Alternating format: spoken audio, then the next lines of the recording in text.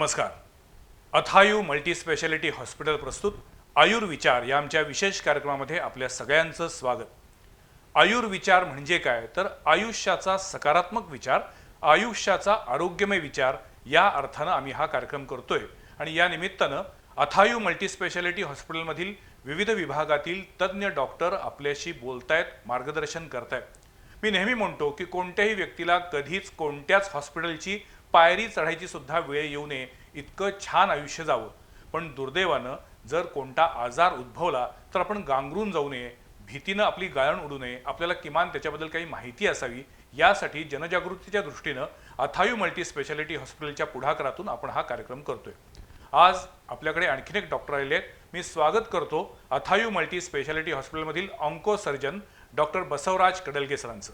नमस्कार सर, आपण onco surgeon आहात. ज्या आजाराचं केवळ नाव जरी घेतलं तरी अनेकांना भीती वाटते, किंबहुना तो आजार आपल्याला होईल या कल्पनेनं सुद्धा अनेकांची झोप उडते. असा आजार म्हणजे कॅन्सर, कर्करोग.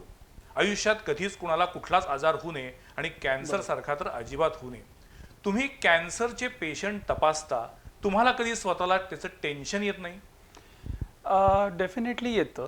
म्हणजे कॅन्सरचं टेन्शन येणार नाही असं कधीच होत नाही. पण कॅन्सर बऱ्याच वेळेला आपण टाळू शकत नाही. पण काही गोष्टी आहेत ज्या आपण डेफिनेटली टाळू शकतो. आणि त्याच सोबत जर हेल्दी लाईफस्टाईल आपण अंगीकारली तर काही कॅन्सरचं प्रमाण कमी करता येतं. आणि जे टाळता न येण्यासारखे कॅन्सर आहेत त्याच्याबद्दल आपण जागरूक असलं, कॅन्सर जर लवकर डायग्नोज झाला तर तो पूर्णपणे बराही होऊ शकतो. तर या गोष्टी माहिती असल्यामुळं थोडंसं म्हणता येईल की टेन्शन कमी असतं. पण कॅन्सर हा विषयच असा आहे की ज्याला सिरियसली घेतलं गेलंच पाहिजे. आणि त्याच निमित्तानं थोडंसं जनतेपर्यंत माहिती पोहोचवण्यासाठी आपण हा मंच वापरायचा आपण प्रयत्न करतोय. पण असं म्हटलं जातं अजूनही की कॅन्सर दे नो आन्सर. म्हणजे आता तुम्ही म्हणताय की कॅन्सरचं जर वेळेवरती निदान झालं, योग्य उपचार झाले तर कॅन्सर पूर्णपणे बरा होऊ शकतो. अशी काही उदाहरणं पण आहेत की कॅन्सर होऊन सुद्धा त्यांनी अनेक वर्ष आयुष्य काढलेलं आहे. पण कॅन्सर झाल्यानंतर आयुष्य प्रोलॉंग होणं, आयुष्य वाढणं हा एक भाग, आणि कॅन्सरमधनं पूर्णपणे मुक्त होणं हा वेगळा भाग असतो. तुमच्या म्हणण्यानुसार कॅन्सर पूर्णपणे बरा होतो की कॅन्सरची लागण झालेली आहे पण त्याची तीव्रता केवळ कमी होती आहे आणि तुमचं आयुष्य जे काही आहे ते थोडंफार अजून आहे, पण कॅन्सर मुक्त पूर्णपणे झालाय पेशंट, असं होऊ शकतं का? हो, नक्कीच होऊ शकतं. म्हणजे आपण कॅन्सरसाठी जे भारतातलं सगळ्यात मोठं हॉस्पिटल आपण कन्सिडर करतो, टाटा हॉस्पिटल मुंबई, तर त्यांचंही ब्रीद वाक्य आहे, cancer can be क्युअर्ड if detected early. तर लवकर जर म्हणजे डायग्नोज झाला, लवकर जर लक्षात आला तर कॅन्सर नक्कीच पूर्ण बरा होऊ शकतो. आणि क्वचित काही कॅन्सर असतात की जे उशिरा सापडतात, किंवा आपण ज्याला चौथी स्टेज किंवा मेटॅस्टॅटिक स्टेज किंवा आपण शेवटची स्टेज ज्याला आपण म्हणू, अशा स्टेजमधले कॅन्सर बरे होणं थोडंसं कठीण असतं किंवा होत नाहीत. अशा वेळेला आपण लाईफ वाढवणं किंवा मग आयुष्य सुखकर करणं हे मार्ग वापरतो. पण जनजागृतीचा हाच आपला प्रयत्न आहे की कॅन्सर लवकर सापडावा. कारण कॅन्सरची जी लक्षणं असतात ती खूप सिरियस नसतात बऱ्याच वेळेला. काय असतात लक्षणं? बऱ्याच वेगवेगळ्या अवयवांना होणाऱ्या कॅन्सरची लक्षणं वेगवेगळी असतात. पण सामान्यतः आपण जी म्हणतो की तोंडात किंवा अन्यत्र कुठेही बरी न होणारी जखम किंवा गाठ, स्तनामधली गाठ, त्वचेवरचा तीळ मोठा होणं, कुठल्याही नॅचरल ओरिफिस म्हणजे खोकल्या वाटे किंवा संडासा वाटे किंवा लघवी वाटे रक्तस्राव होणं काही गरज नसताना, किंवा स्त्रियांच्या मध्ये, वयस्क स्त्रियांच्या मध्ये पाळीनंतरचा रक्तस्राव होणं, अंगावरती पांढरं जाणं, वजन कमी होणं, भूक न लागणं, ही किरकोळची लक्षणं बऱ्याच पेशंटना अन्य कारणासाठी सुद्धा दिसू शकतात. अशीच कारणं कॅन्सरची सुद्धा असू शकतात, अशीच लक्षणं असू शकतात. आणि गफलत इथेच होते की ही लक्षणं सिरियस नाहीत म्हणून पेशंट कधी कधी त्यांना म्हणजे हॉस्पिटलपर्यंत घेऊन येत नाही. माझा हाच प्रश्न होता की मुळात तुम्ही म्हणताय ही लक्षणं बऱ्याचदा नॉर्मल लाईफमध्ये, नॉर्मल आयुष्यामध्ये सुद्धा येत असतात. येस. प्रत्येक वेळेला मला कॅन्सर झालाय असा निगेटिव्ह विचार कशाला करायचा असं म्हणून आपण त्याची तपासणी करत नाही.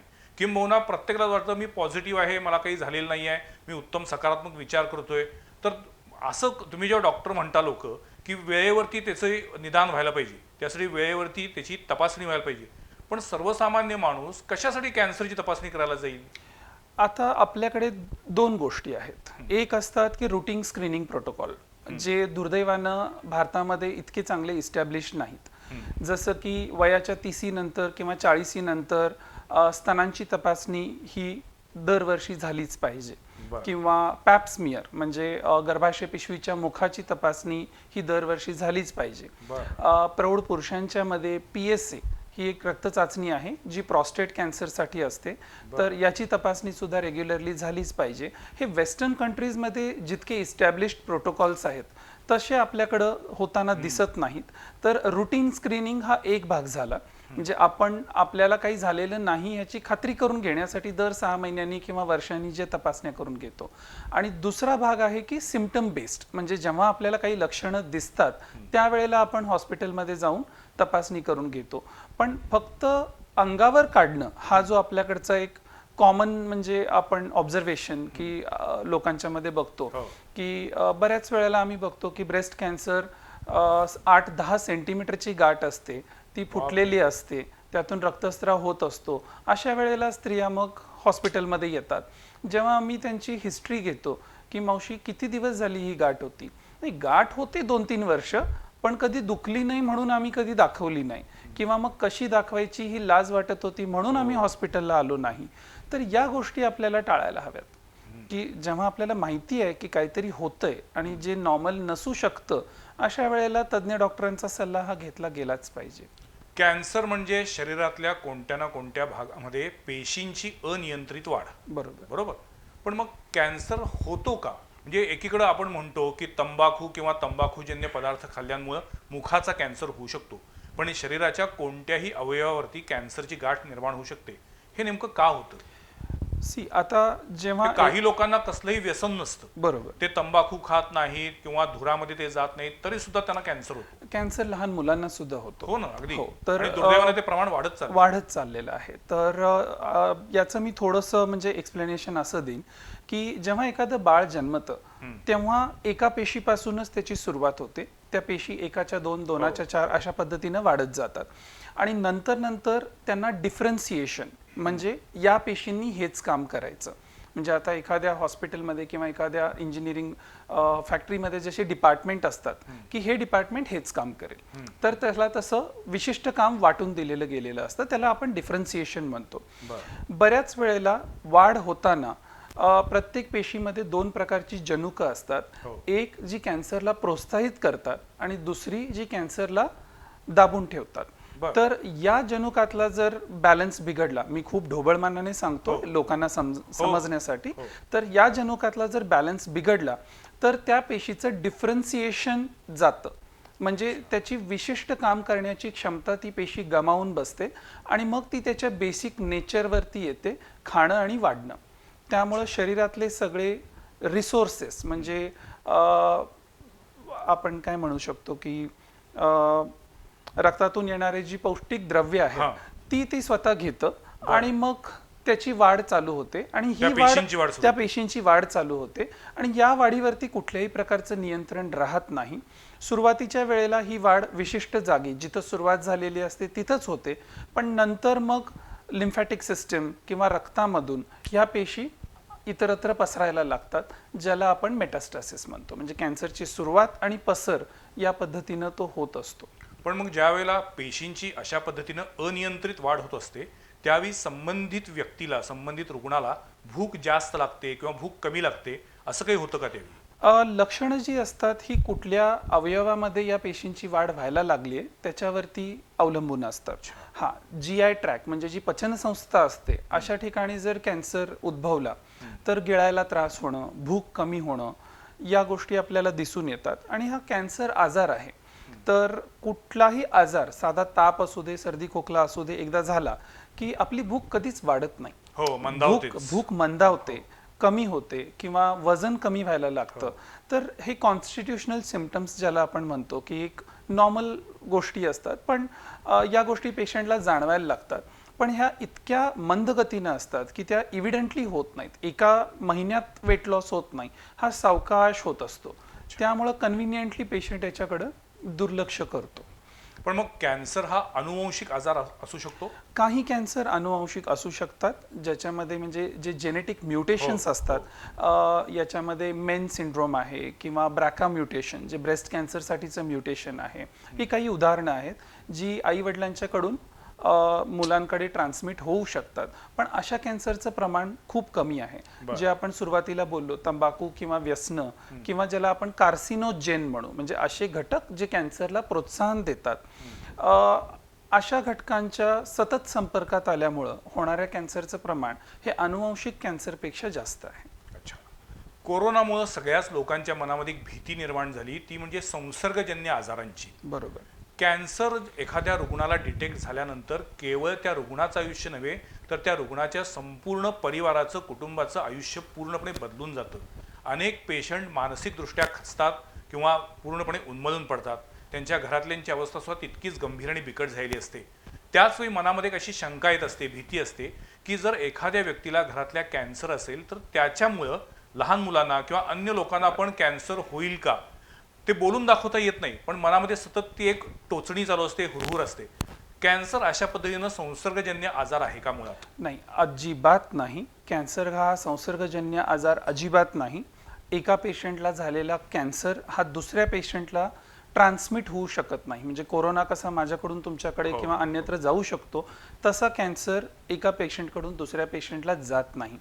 रादर ज्या कॅन्सरचे पेशंट असतात त्यांना मानसिक आघात बराच झालेला असतो. ते त्या कॅन्सरमधून बाहेर पडायचा प्रयत्न करत असतात, त्याच्याशी झुंज देत असतात. अशा वेळी जर नातेवाईकांनी त्यांना वेगळं ठेवलं, त्यांची म्हणजे कपडे वेगळे, भांडी वेगळी, लहान मुलांनी जवळ जायचं नाही किंवा त्यांना शिवायचं नाही, अशा पद्धतीची वागणूक त्यांना आतून कमजोर करत असते आणि मग त्यांची जगायची इच्छाच कमी होत जाते. मग ते ना ट्रीटमेंटला तयार होतात, ना त्यांचं खाण्याकडे लक्ष असतं. न्यूट्रिशन कॉम्प्रोमाइज झालं की ओव्हरऑल रिझल्ट्स चांगले मिळत नाहीत. त्यामुळं कॅन्सर पेशंट्सना असं म्हणजे अस्पृश्य वागवायची काहीच गरज नाही. कॅन्सर संसर्गजन्य नाही, त्यामुळं त्यांना आपल्यातलंच एक समजून म्हणजे ठेवलं तरी सुद्धा बाकीच्यांना कुठल्याही प्रकारचा धोका होत नाही. आपण सर ऑन्को सर्जन आहात. राईट. सर्जन म्हणजे शल्यचिकित्सक, म्हणजे आपण ऑपरेशन करता. सर्वसामान्य माणसाच्या मनात भीती असते ती ऑपरेशनची. आजाराची तर भीती असतेच, पण त्यातूनही ऑपरेशन करायला लागलं म्हणजे काहीतरी गंभीर आजार झालेला आहे अशी आपली सगळ्यांची एक समजूत आहे. कॅन्सरच्या बाबतीत ऑपरेशन करणं ही पुढची स्टेज आहे की किमोथेरपी करणं ही पुढची स्टेज आहे? नाही, तर याच्यामध्ये कुठलीही अगोदरची किंवा पुढची स्टेज अशी म्हणता येणार नाही. कारण जसं मी सुरुवातीला सांगितलं, कॅन्सर हा एक आजार नाही.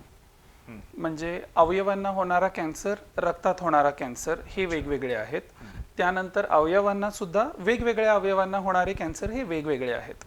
आता आपण फुफ्फुसाचंच उदाहरण घेतलं तर त्याच्यामध्ये नॉन स्मॉल सेल कॅन्सर्स, त्याच्यामध्ये पुन्हा स्क्वॅमस आणि ॲडिनो, स्मॉल सेल कॅन्सर्स, असे भरपूर प्रकार एकाच अवयवामध्ये सुद्धा आपल्याला बघायला मिळतात. तर जे उपचार असतात हे कॅन्सरच्या प्रकारानुसार आणि कुठल्या अवयवाला झालाय त्यानुसार जात असतात. जर आता उदाहरणच घ्यायचं म्हटलं तर किडनीचा कॅन्सर हा बऱ्याचशा किमोथेरपी किंवा रेडिएशन थेरपी यांना तो दाद देत नाही. अशा वेळेला ऑपरेशन हीच प्रायोरिटी असते.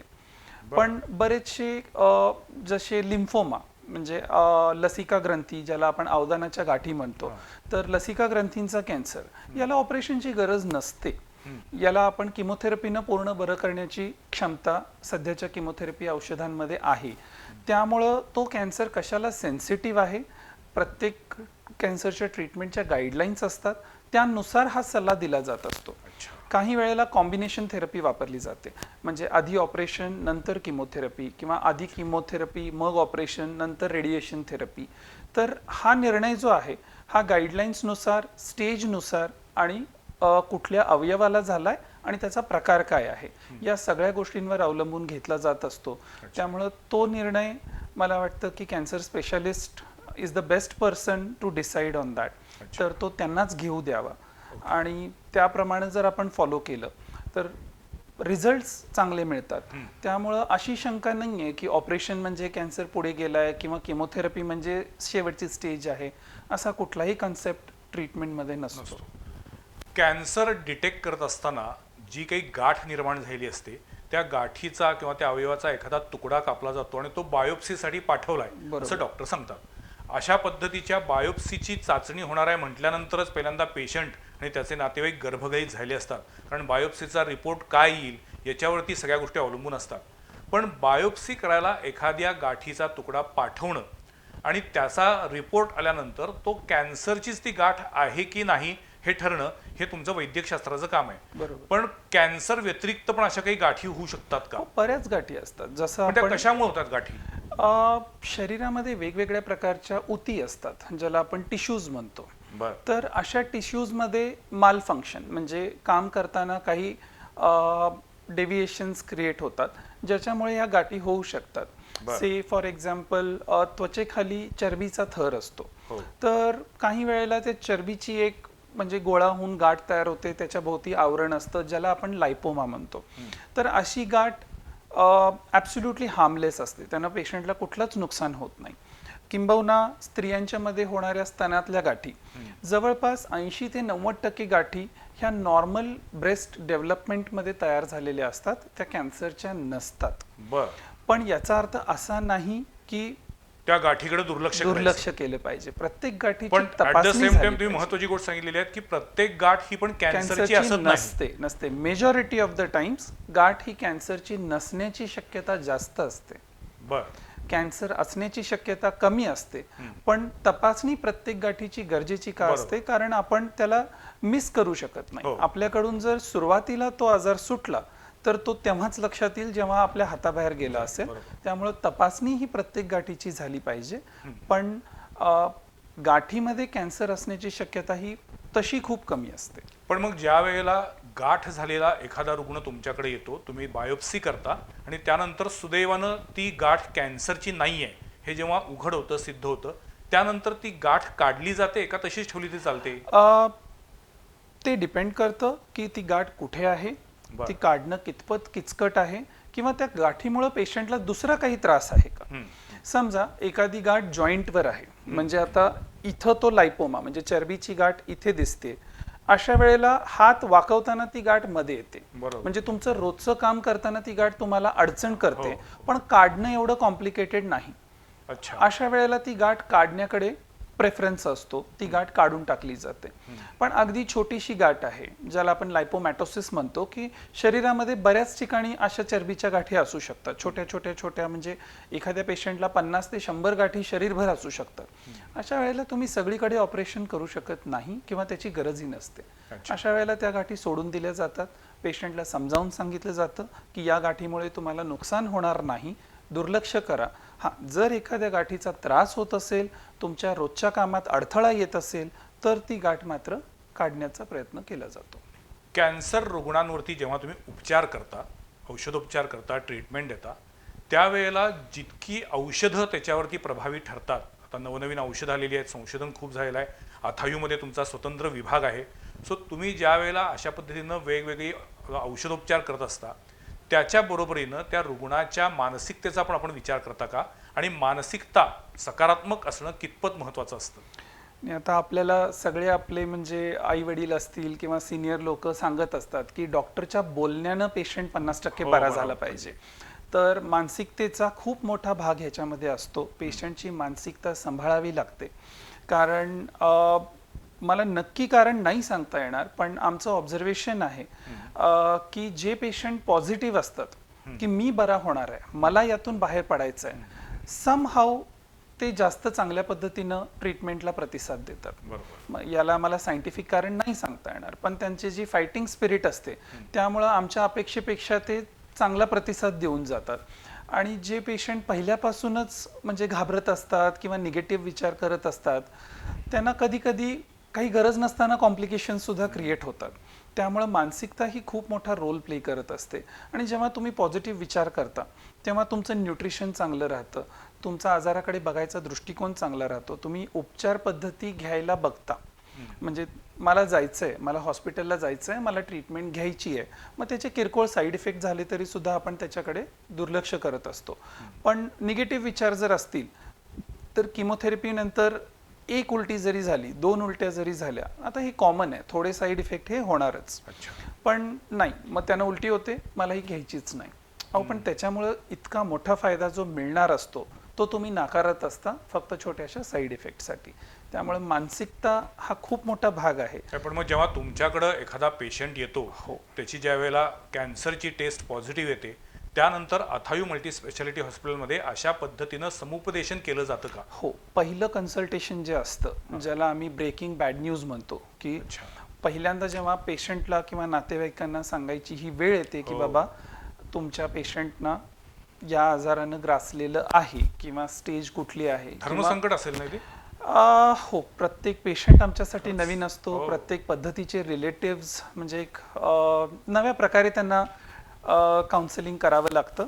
पण आम्ही कमीत कमी अर्धा पाऊण तास, कधी कधी 1-1.5 तास सुद्धा घालवतो या गोष्टींसाठी, की त्यांचं त्यावेळेला समाधान झालं पाहिजे, कारण ते खूप महत्त्वाचं हो, असतं. अगदी. कारण कॅन्सर ट्रीटमेंट ही नॉर्मल सर्जरी सारखी नाही की झाली, 5 दिवस हॉस्पिटलला राहिले आणि गेले. हे पेशंट आमच्यासोबत 6 महिने, 1-1 वर्ष ट्रीटमेंट घेत असतात. त्यांचं आयुष्य त्यांनी आमच्यावरती विश्वास टाकून सोपवलेलं सोपवलेलं असतं. अगदी असतं. खरं. तेव्हा त्यांना तो कॉन्फिडन्स देणं तेवढंच गरजेचं असतं की आम्ही तेवढ्याच काळजीनं त्याच्याकडे बघतोय किंवा त्याची काळजी आणि घेऊ. जशी त्या पेशंटची सकारात्मकता महत्वाची आहे, Yes. तसंच पेशंट आणि डॉक्टर यांच्यामध्ये सुद्धा सुसंवाद असला पाहिजे. रुग्णाचा डॉक्टरांवरती पूर्ण विश्वास असेल तर अधिक चांगला रिझल्ट मिळतो. हो. त्यामुळे तो जो काही संवाद आहे, तो संवाद आणि तो विश्वास निर्माण करणं ही सुद्धा त्या पहिल्या स्टेजलाच गरज असते.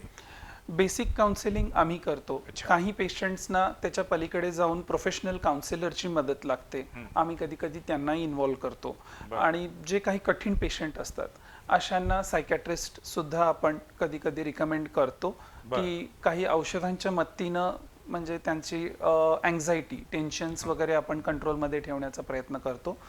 पण जसा वेळ जातो, जसं पेशंट म्हणजे ॲक्सेप्ट करायला लागतो की बाबा ओके आता झालंय, आता यातून बाहेर पडण्यापलीकडे आपल्याला काही मार्ग नाही, त्यावेळेला हे पेशंट्स त्या डिप्रेशनमधून बाहेर यायला लागतात किंवा एक पॉझिटिव्हिटी दिसायला लागते.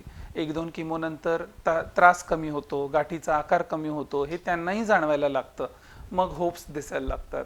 मग ह्या गोष्टी over a period of time होतात. पण हे सगळं डेव्हलप होईपर्यंत त्या पेशंटला जपणं खूप महत्त्वाचं असतं.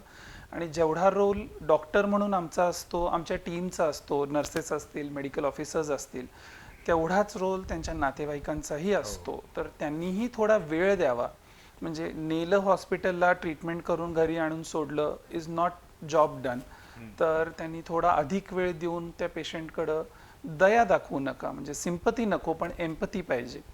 तर ह्या गोष्टींचं थोडंसं लक्ष दिलं तर असे पेशंट्स जास्त चांगल्या प्रकारे प्रतिसाद देऊ शकतील. अथायू मल्टी स्पेशालिटी हॉस्पिटलमध्ये कॅन्सरचा स्वतंत्र विभाग आहे. तिथं कोणकोणत्या फॅसिलिटीज आहेत, सुविधा आहेत? आपल्याकडं बायोप्सी म्हणजे कॅन्सरचं निदान करण्यापासून त्याच्या उपचारापर्यंत, बरं. म्हणजे सर्जरी, केमोथेरपी, डायग्नोस्टिक टेस्ट या सगळ्या उपलब्ध आहेत. पेट स्कॅनसाठी आपला टायअप आहे आणि आपल्या हॉस्पिटलच्या अगदी शेजारी पेट स्कॅनचा विभाग आहे. रेडिएशन सध्या आमच्या हॉस्पिटलमध्ये उपलब्ध नाही, पण 2-3 सेंटर्स सोबत आमचा टायअप आहे जिथे आपण पेशंट म्हणजे रेफर करून रेडिएशन ट्रीटमेंट करून घेऊ शकतो. सो सर्व प्रकारच्या उपचारांसाठी म्हणजे अथायू कॅन्सर विभाग हा सुसज्ज आहे. गेल्या काही वर्षामध्ये कॅन्सरचं प्रमाण वाढत चाललेलं आहे, कमी होत चाललेलं आहे, की स्टॅग्नंट आहे भारतामध्ये तरी? आता याचं उत्तर देणं थोडं ट्रिकी आहे, कारण कसं आहे की एक असतो इन्सिडन्स म्हणजे कॅन्सर होण्याचं प्रमाण वाढणं, आणि दुसरं आहे डायग्नोसिस की अवेअरनेस वाढल्यामुळं म्हणजे लोकांना कॅन्सरची माहिती जास्त चांगल्या पद्धतीनं मिळाल्यामुळं आणि डायग्नोस्टिक सुविधा म्हणजे निदान, तपासणी आणि आणि निदान हे अगदी खेड्यापाड्यापर्यंत पोहोचल्यामुळं पिकअप चांगला होत असावा. पण ओव्हरऑल नंबर्स नक्कीच वाढलेले आहेत, आकडे वाढलेले आहेत. पण कॅन्सर होण्याचं प्रमाण वाढलंय की ते फक्त डायग्नोस होण्याचं प्रमाण वाढलंय हे सांगणं थोडंसं कठीण आहे. पण ज्या जीवनशैलीकडे आपण चाललोय, ज्याला आपण पाश्चात्तीकरण म्हणतोय, किंवा प्रदूषण असेल, केमिकल्स असतील, यांच्यावरची आपली डिपेंडन्सी रोजची वाढत चालली आहे. त्यामुळं हे प्रमाण वाढत चाललं असणार.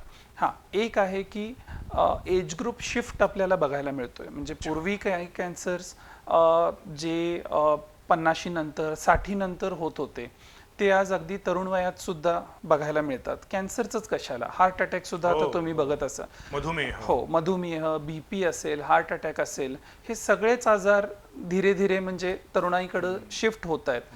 तर याला बरीच कारणं आहेत. तर नक्कीच कॅन्सरवरती सुद्धा याचा प्रभाव पडत असणार आहे. डॉक्टर बसवराज कडलगे हे अथायू मल्टी स्पेशालिटी हॉस्पिटलमध्ये ऑन्को सर्जन आहेत आणि आज या निमित्तानं त्यांनी कॅन्सरसारख्या दुर्धर आजाराबद्दल आपल्याला शास्त्रशुद्ध माहिती दिलेली आहे. सुरुवातीला म्हटलं तसं कॅन्सरच काय, कधीच कोणताच आजार कधीच कुणाला होऊ नये, सगळ्यांचं आरोग्य छान राहावं, उत्तम राहावं, कधी कुणाला कोणत्या हॉस्पिटलची पायरी चढायची वेळ येऊ नये, पण दुर्दैवानं तशी वेळ आली तर घाबरून जाऊ नये किंवा आपण उन्मळून पडू नये, याच्यासाठी अवेअरनेस म्हणून आम्ही हा कार्यक्रम करतोय. आज अथायू मल्टी स्पेशालिटी हॉस्पिटल प्रस्तुत आयुर्विचार या कार्यक्रमामध्ये डॉक्टर कडलगे सर आले आणि त्यांनी मार्गदर्शन केलं. याबद्दल मी त्यांचे आभार मानतो. नमस्ते. धन्यवाद.